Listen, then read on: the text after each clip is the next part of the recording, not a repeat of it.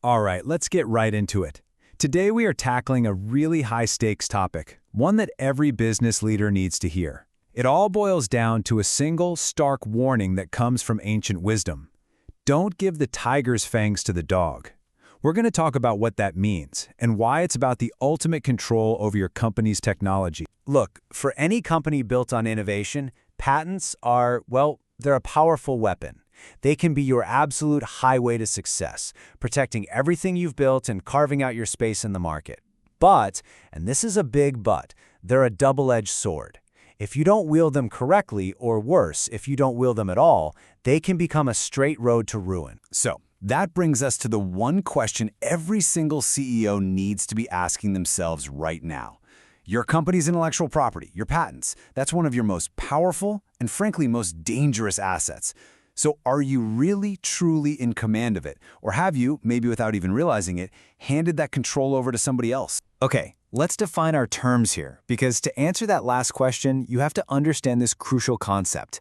It's a term you've probably never heard before, but trust me, it's absolutely vital. We're talking about patent command. The full term is Patent Command Authority.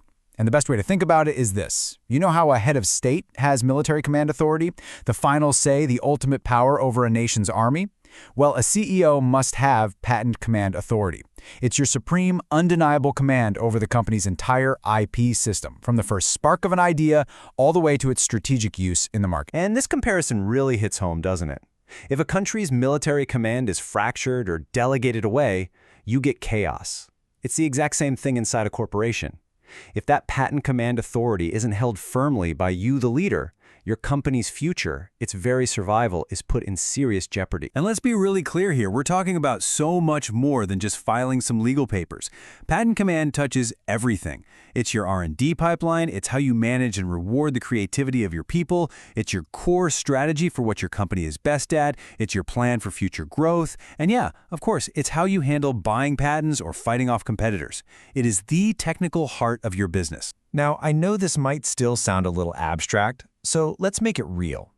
Let's dig into a cautionary tale that shows you exactly what happens when a leader gives up this authority. Let's talk about a man named CEO Kim. So, CEO Kim ran a precision parts company. He was a supplier, making parts for a much, much bigger corporation. And like so many entrepreneurs in that spot, he had a dream. He wanted to break free from being dependent, to build his own product, to create his own market, and just escape that pressure of always being the junior partner. He hired this new team that came with a fantastic, compelling promise for a new line of agricultural equipment. But here's where he made the fatal mistake. He didn't have the technical background, so he delegated. No, scratch that, he abdicated. He gave the team leader, a guy named Park, full and total control. For 2 whole years, Kim poured money into it, but the project just limped along. And when he finally had to pull the plug, the real disaster was revealed. Park had secretly patented the core technology in his own name, leaving CEO Kim's company with absolutely nothing. The dream was dead. So listen, here's the key takeaway. The idea for the product wasn't necessarily bad. The market might have even been there. The critical failure, the one that destroyed everything, was a failure of command. By handing over complete control of the project, its technology, its strategy, all of it, CEO Kim had surrendered his patent command authority. He had literally given away the company's fangs. And what happened to CEO Kim isn't just some modern business school case study.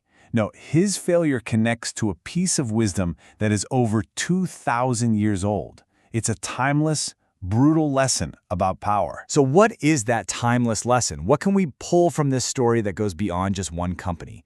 Well, the answer comes from an ancient Chinese philosopher named Han Feizi. Han Feizi wrote, "A tiger can control a dog because of its claws and fangs. If the tiger gives its claws and fangs to the dog for the dog to use, the tiger will instead be controlled by the dog."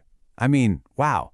It's such a brutal and unforgettable picture of what happens when a leader gives away the very tools of their own power. So to really get the tiger analogy, you have to understand Han Feizi's logic. He argued that a leader rules through 2 handles of power, punishment and reward. It's simple.